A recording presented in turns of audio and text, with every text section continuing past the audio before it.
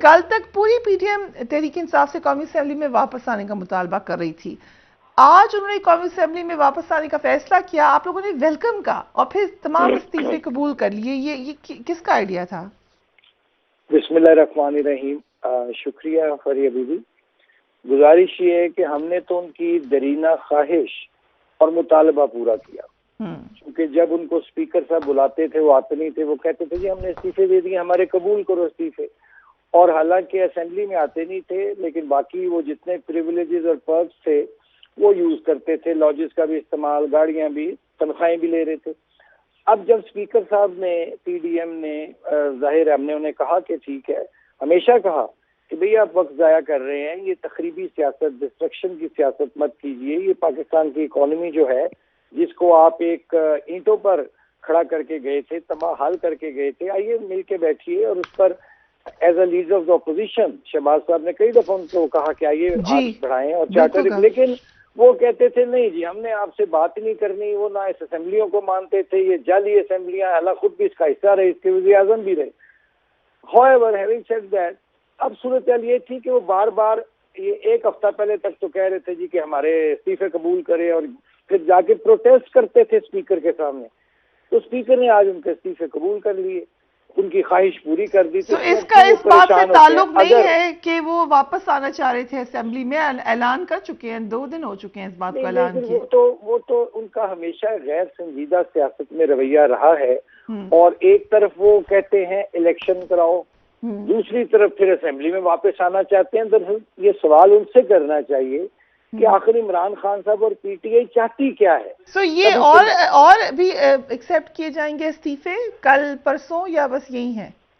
देखिए, ये तो डिपेंड करता है स्पीकर साहब पे। स्पीकर का एक इंडिपेंडेंट ऑफिस है, और लेकिन इन्होंने उनको रिच किया हुआ था, और 2-4 दिन पहले तक रट लगी हुई थी कि नहीं जी नहीं, ये अब करें इस्तीफे। अब उन्होंने कबूल कर लिए हैं, तो बाकी भी अगर क्या इसको कहते हैं स्पीकर साहब मुनासिब समझेंगे तो वो कर लेंगे कबूल। लेकिन ये एक्चुअली मुतालिबा इन्हीं का था, और रिपीटेड ये कहते थे जी कि हमारे इस्तीफे क्यों नहीं कबूल करते। अब आज उन्होंने कर लिए, तो ये अब शोर क्यों मचाते हैं? राइट। एजाज हक साहब, आप कैसे देखते हैं तरीके से इंसाफ ने? पहले खान साहब ने कहा कि हम वापस आ रहे हैं असेंबली में, फिर बाकायदा फॉर्मल अनाउंसमेंट की आज, और जिस वक्त कर रहे थे उसी वक्त साथ ही खबर आ गई कि इस्तीफे जो है वो मंजूर कर लिए गए हैं। हुकूमत की बड़ी चाल है ये, या आपके ख्याल में गलती हो गई है? देखिए, हुकूमत को मौका था ये कि उनको, जब उन्होंने कहा कि हम असेंबली में आना चाहते हैं, तो उनको ऑफर देते कि आप आएँ।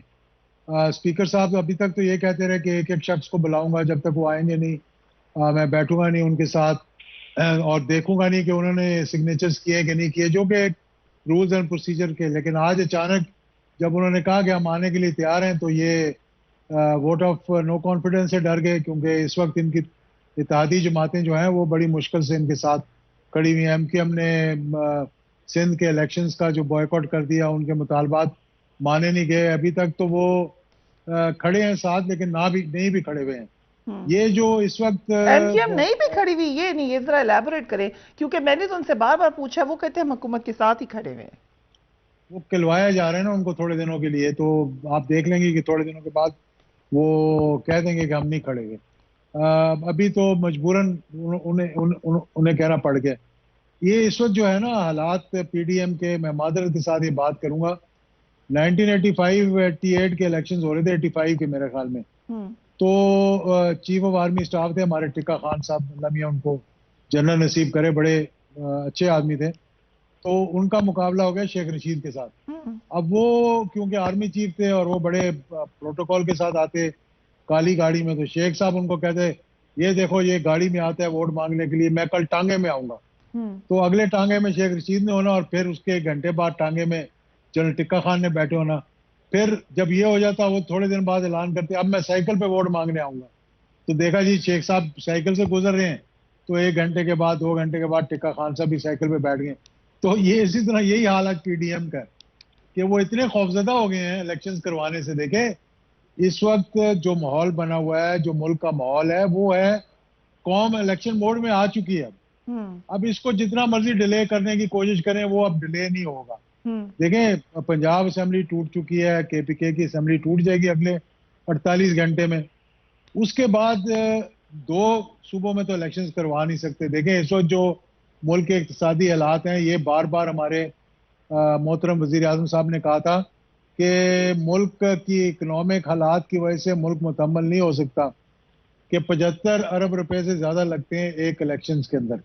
अब आप 2 सूबों में इलेक्शंस करवाएंगे तो आपके समझ लें 75 अरब के 70% या 60% लगेंगे, क्योंकि 62% आबादी पंजाब की है और फिर 13-12% जो है वो लगा लें KPK की। तो आप 70% मुल्क में जब करवा रहे हैं तो 70% ऑफ 75 बिलियन आपको खर्चना पड़ेगा। इसमें एक और मामला भी है एजाज साहब, क्योंकि खान साहब की टेक्निक ये थी कि अगर मैं नेशनल असेंबली में नहीं कामयाब होता तो हम सब अपने इस्तीफे मंजूर करवा लें। तो ये तो मदद नहीं हो गई खान साहब की, आपने 35 कबूल ही कर लिए। सो इट मीन्स कि पंजाब में इलेक्शन हो रहा है, खैबर पख्तूनख्वा में हो रहा है, इन 35 पे भी होगा और मजीद पे भी होगा, तो ये तो फिर ऑलमोस्ट जनरल इलेक्शन ही होगा। देखिए होना जनरल इलेक्शन ही है। अब उसको जिस तरीके से भी आप देख लें, मैं ये कह रहा था ना कि अगर 70% खर्च देंगे और फिर जनरल इलेक्शन करवाएंगे तो बाकायदा उतना ही पैसा दोबारा लगाना पड़ेगा। तो एक तरफ मुल्क की इकोनॉमिक हालत इस किस्म की है कि आप कशकोल उठा के फिर रहे हैं, दर बदर हो रहे हैं, तो दूसरी तरफ आप इलेक्शंस को डिले करने की कोशिश कर रहे हैं, तो ये मामला नहीं होगा। एक फैसला हो चुका है फरिया, मैं आपको बता दूं कि इलेक्शंस जो हैं वो ईद के बाद अप्रैल के एंड में मुझे मुश्किल लगता है, लेकिन मई के पहले हफ्ते से लेकर तीसरे हफ्ते तक जनरल इलेक्शंस मुल्क के अंदर होंगे। कहाँ फैसला हो चुका है ये मतलब उन लोगों ने फैसला करना है जिन लोगों को अब मालूम है कि इकोनॉमिक स्टेबिलिटी मुल्क में बहुत ज़रूरी है, जिनको मालूम है कि एक तसलसल होना चाहिए, स्टेबिलिटी होनी चाहिए, कंटिन्यूटी होनी चाहिए। क्योंकि अभी ये जो भी दुनिया में देख रहा है इस वक्त, चाहे वो हमारे दोस्त ममालिक हैं चाहे दूसरे हैं, वो देख रहे हैं कि अभी ये मुल्क जो है वो स्टेबिलिटी की तरफ तो है नहीं। आगे किसने आना है इलेक्शंस के बाद, तो हम चलें फैसला उसी वक्त करेंगे जब नई हुकूमत आएगी। तो जितनी जल्दी ये मामला तय हो जाएंगे उतना बेहतर हो जाएगा। किरमानी साहब, आपने एजाज हक साहब की बात सुनी, वो कह रहे हैं फैसला हो गया। लग भी ये रहा है, ऑलमोस्ट लग रहा है कि हम जनरल इलेक्शन की तरफ जा रहे हैं। क्या PMLN रेजिस्ट कर रही है इस बात को, या PDM की दीगर पार्टी इसका मसला है? क्योंकि हमारे पास तो इतलात ये थी कि नवाज शरीफ साहब तो शुरू में ही कहते थे कि आप हुकूमत लेके 40 दिनों में या उसके बाद इलेक्शन में चले जाएं। सो अब तजब्सब क्या है जनरल इलेक्शन में जाने में? देखिए, जहां तक तो बात की गई है ना अदम एतमाद की, वो तो हुकूमत जौन सी है, हमारे पास नंबर पूरे हैं और वो इमरान खान साहब वो अपना जब भी चाहें शौक पूरा कर लें। उनके पास अभी भी जितने मेंबर हैं उनको ले आए असेंबली में। अभी एजाज साहब ने कहा कि शायद MQM उधर चली जाए, लेकिन फिर भी नंबर आपके पूरे होते हैं। मुझे जरा मुकम्मल बात करने दीजिए। MQM बिल्कुल हमारे साथ मौजूद है और एजाज साहब ये भी फरमा देते कि उनको क्या है ना, उन्होंने ये कहलवाया जा रहा है। किससे कहलवाया जा रहा है? किससे कहलवाया जा रहा है?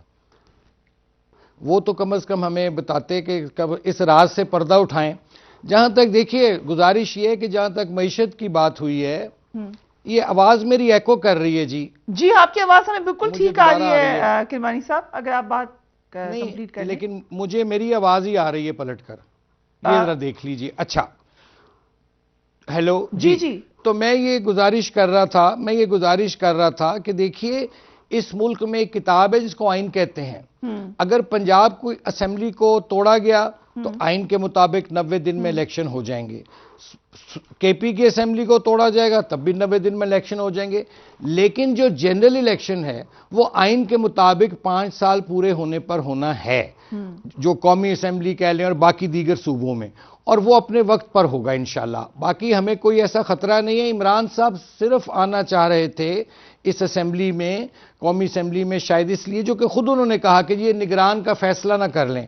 हालांकि उनको इतनी भी सूझबूझ नहीं है कि निगरान हुकूमत का इलेक्शन से कोई लेना देना नहीं होता, सिवाय एक लॉजिस्टिक या एडमिनिस्ट्रेटिव सपोर्ट देनी होती है। इलेक्शन कराना, कंडक्ट करना, सब कुछ इलेक्शन कमीशन का काम है। बट जब नाउ कमिंग टू दी मईशत की, जी बात मुकम्मल कीजिए। जी जहां तक मईशत की बात हुई है, तो देखिए पाकिस्तान की मईशत को यहां तक पहुंचाने में किसका किरदार है ये भी सबको मालूम है। क्या इमरान खान साहब कशकोल की जगह जहाज भरकर जाकर बाहर वहां से बोरियां फेंकते थे नोटों की? वो भी ज़ाहिर IMF के पास गए और जुल्म ये किया कि फिर जाते जाते आईएमएफ की जो मुआहदा था उसको ब्रीच किया, और जस्ट कि भाई नई जो गवर्नमेंट आए, चूंकि उनको नजर आ गया हुआ था कि अब वो अब एतमाद खो चुके हैं, तो ये तो हम उनका मलबा है जो हमारे पर गिरा है। हाँ, आइडियल सिचुएशन ये थी कि हमें चाहिए था कि इलेक्टोरल रिफॉर्म्स करवा के इलेक्शन करवा देने चाहिए थे, लेकिन एक तरफ फिर ये था कि आईएमएफ की टॉक्स थी, उनको रिवाइव करना था,